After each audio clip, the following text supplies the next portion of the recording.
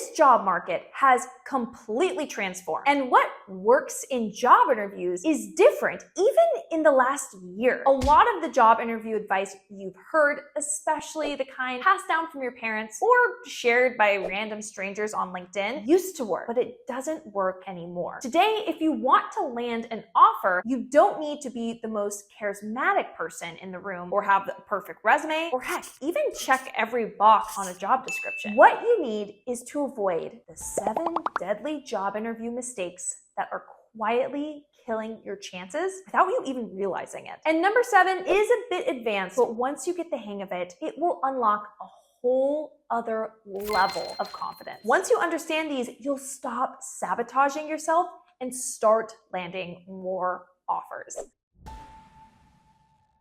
Let's dive in with mistake number 1, trying to win the interview. Every job seeker is told to prepare their answers to common interview questions. Well, this has led to too many job seekers scripting their answers and even getting AI to write them for them. So many hiring managers have complained to me saying that they don't trust the people they're interviewing. The candidates are overly polished, too rehearsed, and worst of all, reading their answers in the interview. I am a highly motivated, results-driven professional who excels in a fast-paced, synergetic environment with a passion for leveraging dynamic cross-functional collaboration. Great answer. Did ChatGPT write that? No, I wrote it. I say that all the time. All right, I need to sound the alarm on this one. Never, ever, Trevor, read your interview answer. The problem is that when you try to win the interview, you stop being real. You over-explain. You talk at the interviewer, not with them. You're trying to impress instead of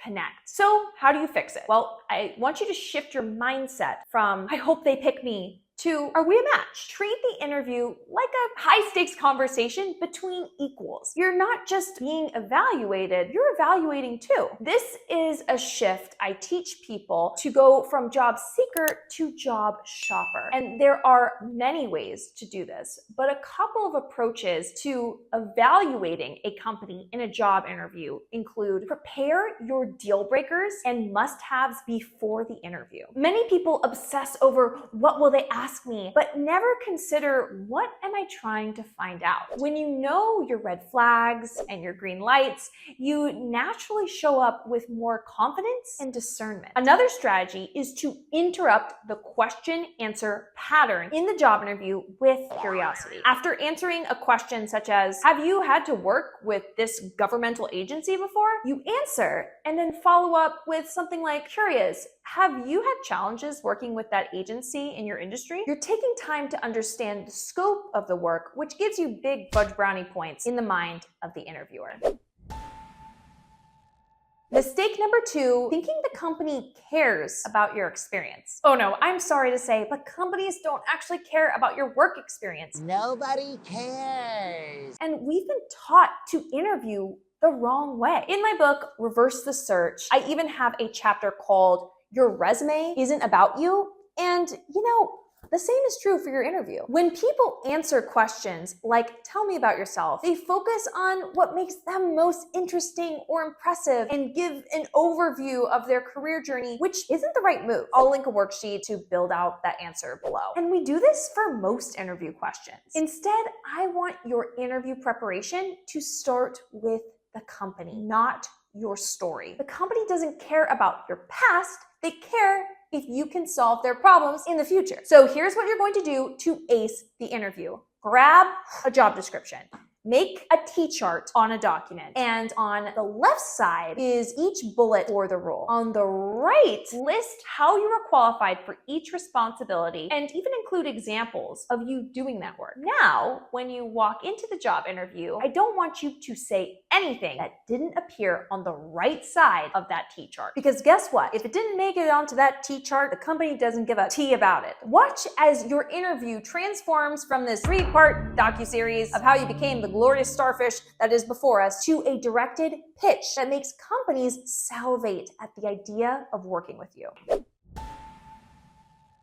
Mistake number 3, giving unconvincing examples. The secret is out. You should give examples in a job interview. My most viewed videos show you exactly how to do this, but your competition is catching on and your examples are no longer convincing enough. That is because the work examples you give in a job interview are often missing one important ingredient, a distinct character trait. That's right, you don't want your example to simply say you did a thing that led to a result. What does that story actually say about you? That you won't stop until you get the job done, that you're an empathetic communicator, that you're highly organized. It's so important that you never use adjectives in your resume or your interview to describe yourself. I'm seasoned, I'm collaborative, I'm ticklish. No, those should be inferred through the examples you give. But right now, those things about you aren't clear based on your examples. Go through each of your examples, and I'll even link a document below called a story toolbox that will give you prompts to come up with good examples. For each example, write down which character trait or soft skill is being illustrated in that example. If it's hard to tell, either change the way you tell that story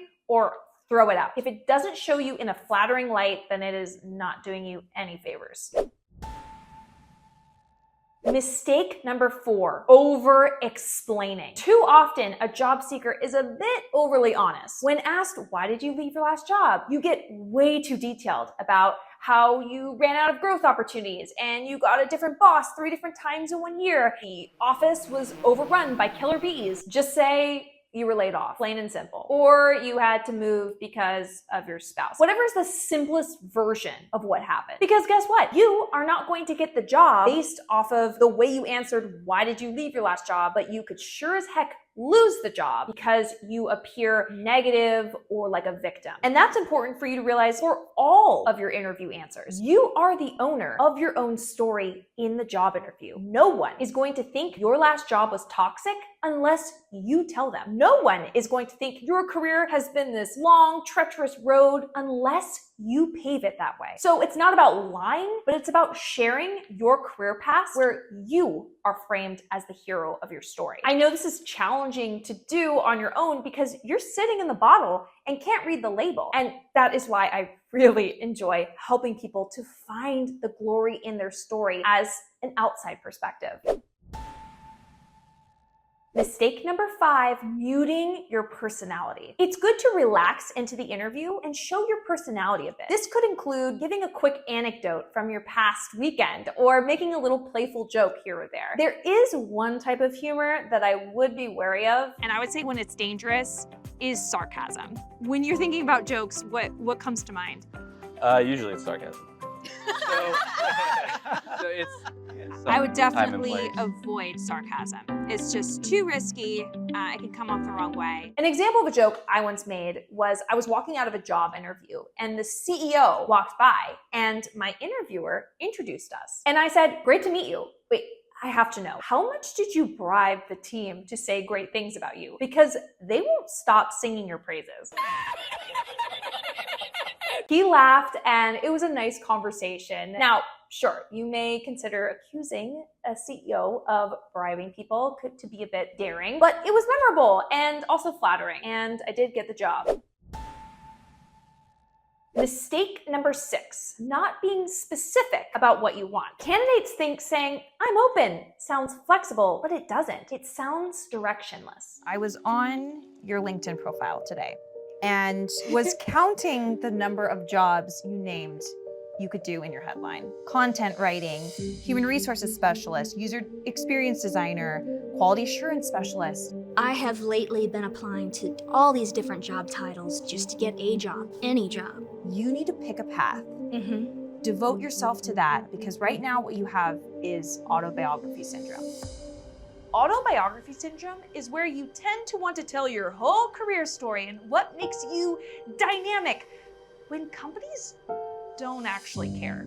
Hiring managers want someone who knows what they are looking for, because people who know what they want are much more likely to stay at the company long term and are usually more intrinsically motivated. So instead of saying, I'm open to anything, operations, marketing, maybe even human resources, say this: what I'm targeting is an operations role, but I'm also open to roles that are adjacent if it's a strong team and skills fit. That's open, but with a backbone. Mistake number 7, answering every question at face value. Great interviewees know that sometimes the interview question isn't really the question. For example, the question, why should we hire you, is often, do the work for me of matching your skills to this job. Where do you see yourself in 5 years?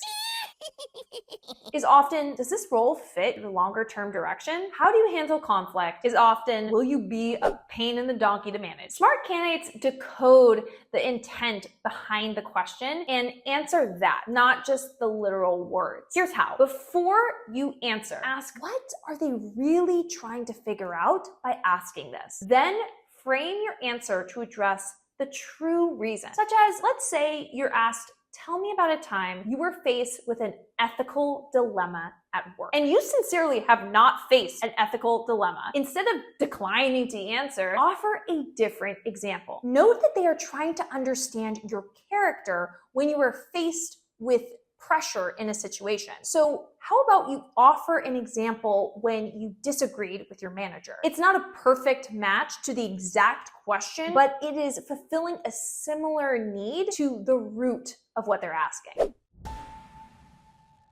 All right, I'll throw you in a bonus mistake: not asking strategic questions. You know that end part of a job interview when they say, do you have any questions for us? That's not a throwaway moment. That is your chance to flip the script and show you're not just a good fit, but you're thinking critically about the opportunity and the role. And so don't just ask, what's the culture like? What do you like about working here? Instead, ask deeper, more strategic questions. And I'll link a list of them for free down below. So grab your Tell Me About Yourself worksheet, your story toolbox, and the questions to ask in an interview below. You've got this. Wi-Fi high five.